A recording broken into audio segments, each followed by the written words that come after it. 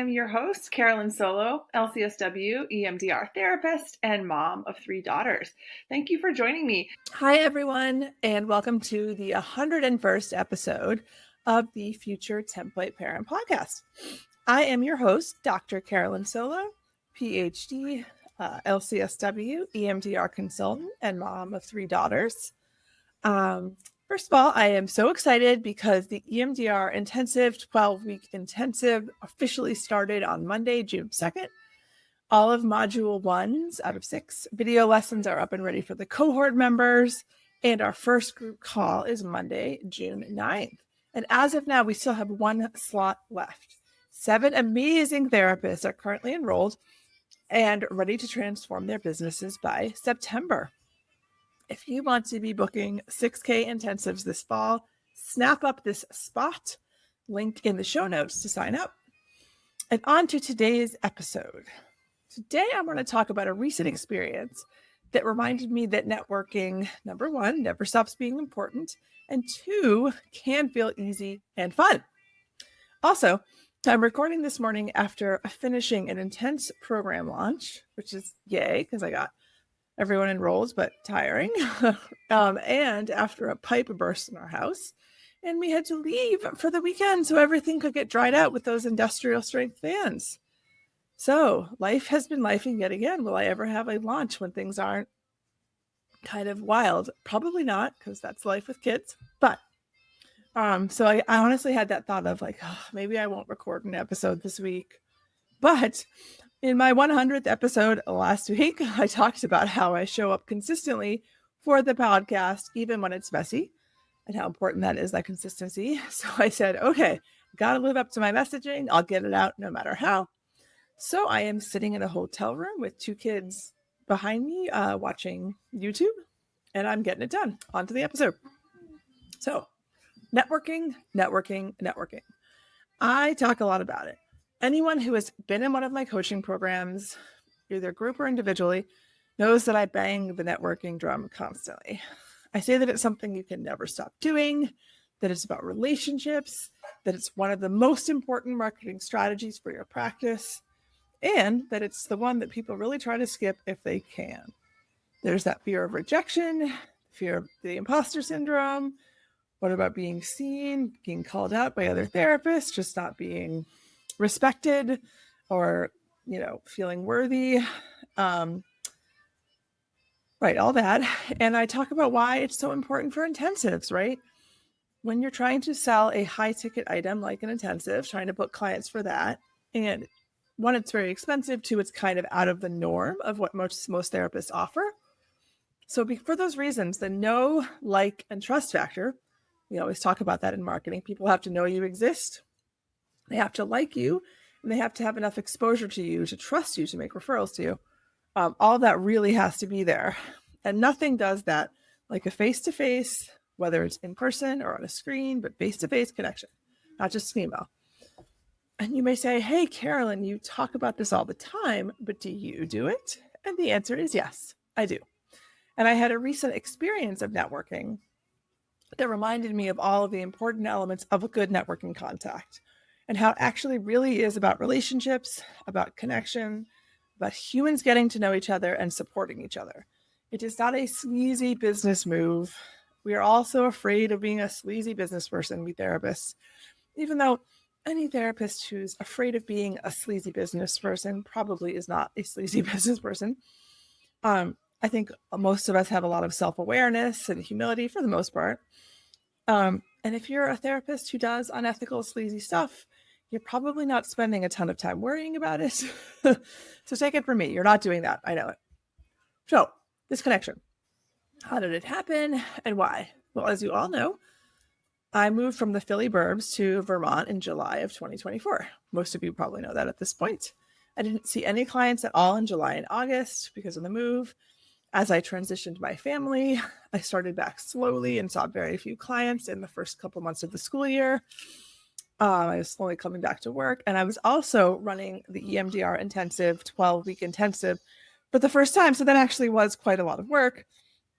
In November, I rented an office and did my first intensive in my new office. I've been steadily upping my clinical hours since and have been doing some one-day intensives and then meeting my income goals and goals and everything. But a big goal for me, which is totally doable in 2025, is to get really established as the go-to EMDR intensive therapist in Northern Vermont.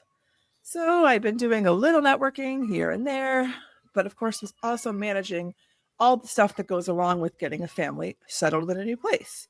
New schools, new doctors, new dentists, new friends, getting to, all that stuff. Just even knowing where the grocery store was and getting to know, all those things. Which pharmacy are we going to use for our medications? Blah, blah, blah. There's endless stuff that you have to resolve with a big move. And getting our childcare situation worked out was crucial and took a long time, actually.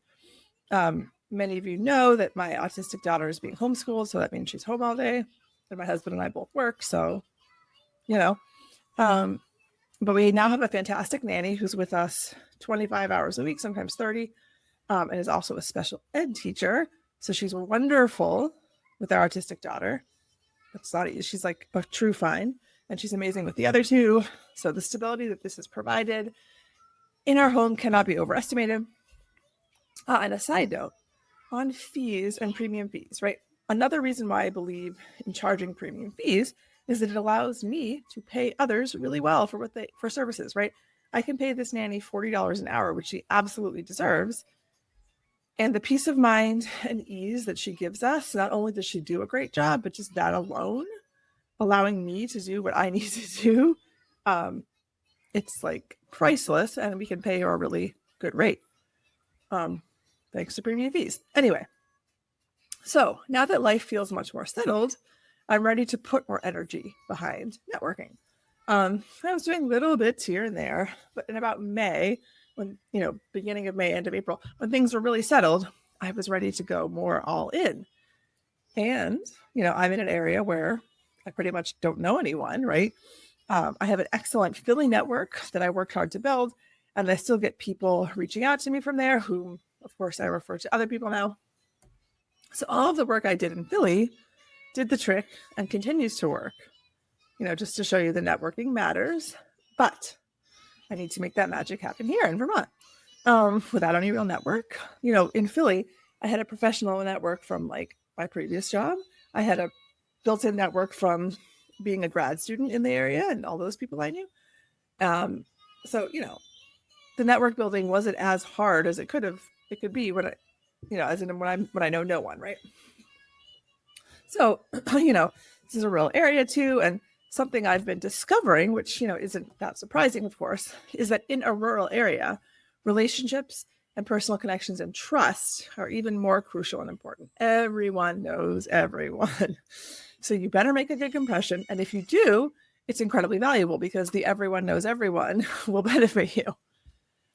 One of the things I learned really quickly being here was that stellar websites and social media presence haven't infiltrated the therapist culture here in the same way as they have in Philadelphia and other major metro areas. Not surprising, in a rural area, there aren't as many providers, less of a need for that.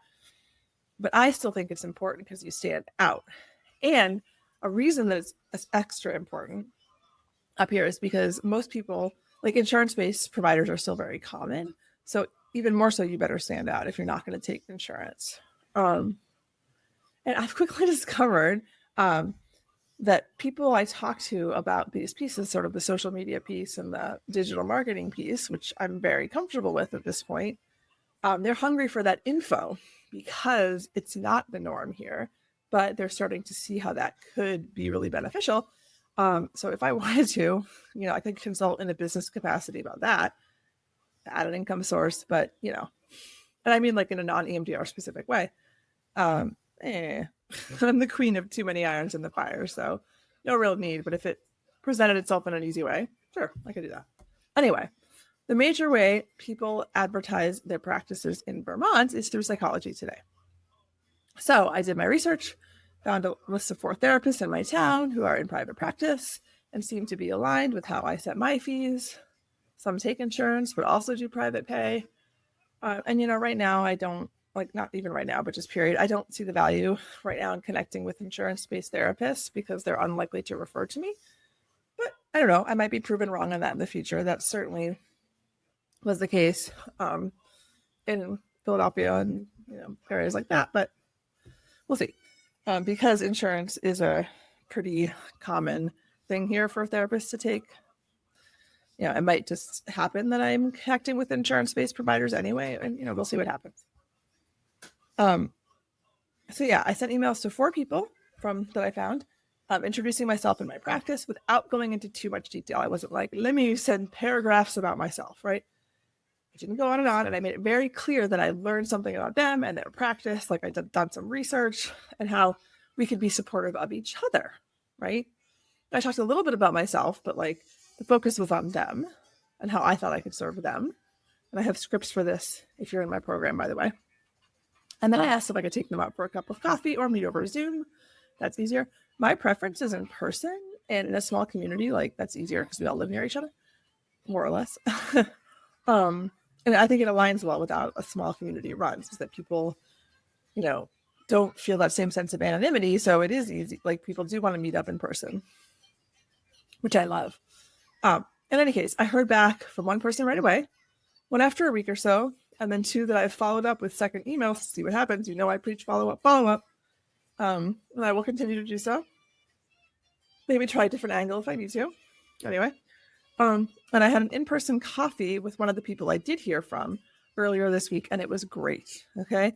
I walked away from that meeting with an invite to a peer supervision group and a list of 4 other therapists to reach out to, and when doing so, mention the name of the person I'd met with to ensure a response. And the therapist I met with is very excited to refer to me once we talked about what I do. So that's how we got connected. And a big part of it, I think, was showing in the intro email that I was interested in him and his practice and how I could support his work. So we met up for coffee, and I didn't jump into any spiel about me. I got to know him. I asked, first of all, how long he lived in the town, and just sort of about his story. In this town, a lot of people are either like diehard locals or moved here from somewhere else. So there's always some sort of like interesting story. And the diehard locals are usually like, things have changed, and they like talking about that. So anyway, so I started asking him about that.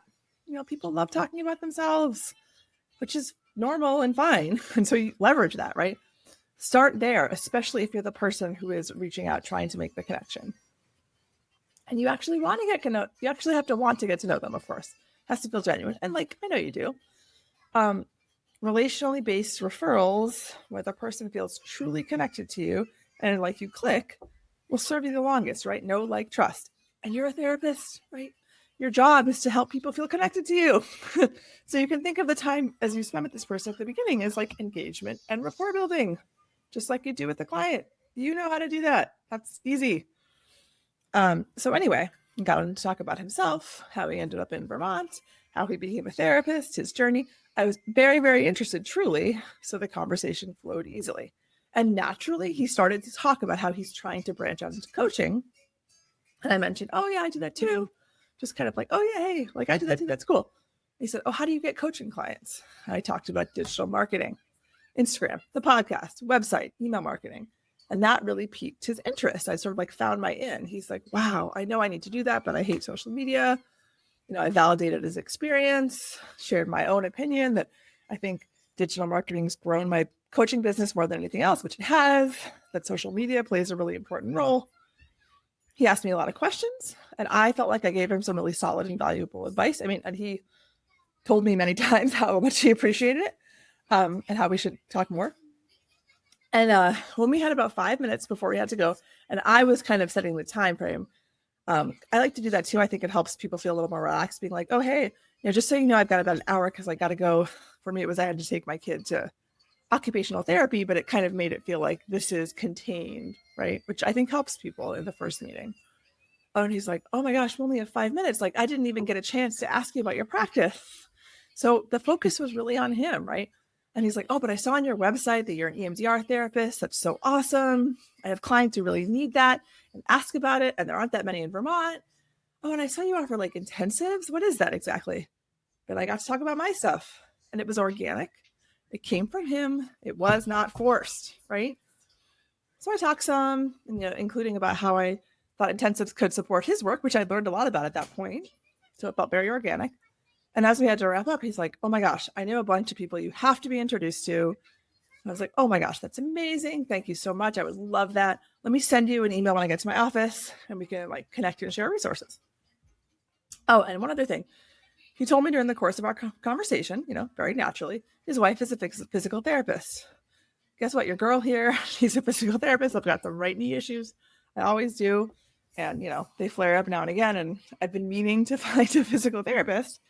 And so as we were wrapping up, I was like, oh, hey, I'd love it if you could send me your wife's info too, so I can connect with her about PT. Of course, giving his wife business supports him too. So that's another way to keep our connection going in a genuine, real way. Okay. And obviously, if she's my physical therapist, I'll keep hearing about, you guys get it. So yeah, I got to my office, sent him an email thanking him for our meeting, sharing a couple of resources about social media marketing that I'd mentioned to him. And then he emailed me back that day with all the names and contact info of the people he'd mentioned to me and said, make sure to give them my name when you reach out. And then he told me about the peer supervision group that he's in, that he wants me to join, which I'm obviously going to do.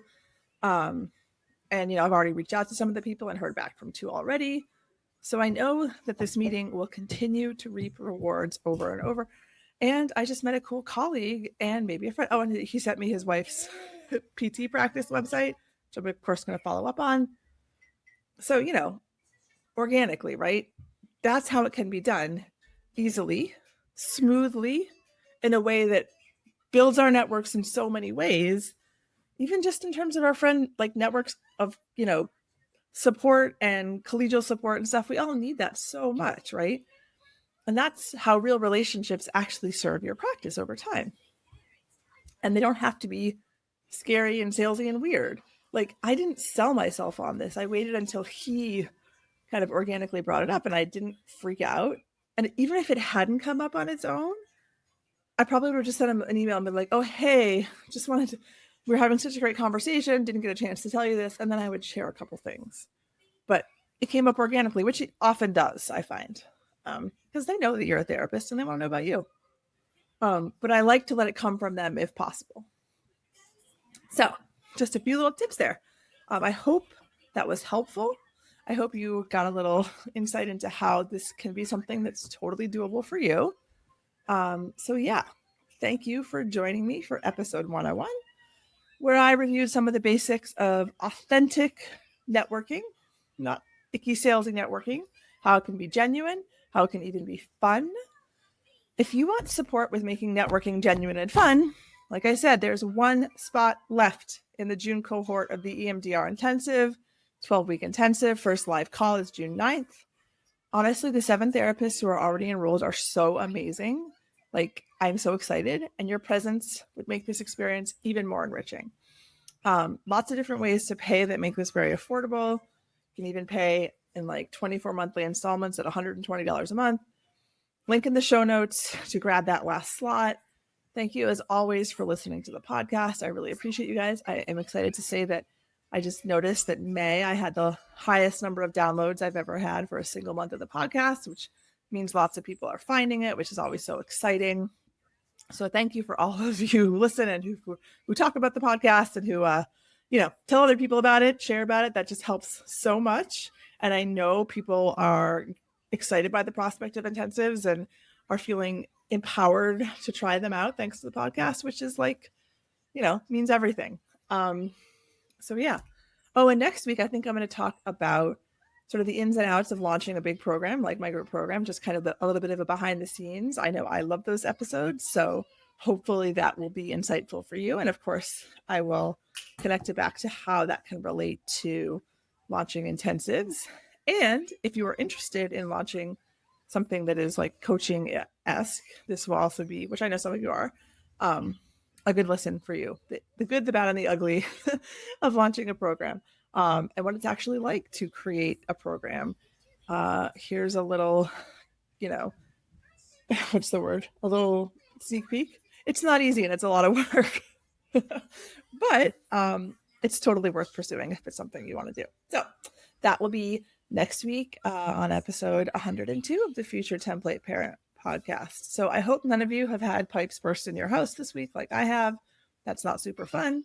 And I hope you are excited as the summer is starting off for us. So have a wonderful week, everyone. Talk to you next week.